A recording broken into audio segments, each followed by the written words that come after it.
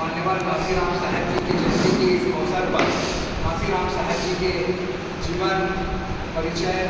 से मोहताज तो नहीं है, किंतु उनके संघर्ष, उनके त्याग, उनके समर्पण, उनके बलिदान, जिसकी वजह से भारत भूमि में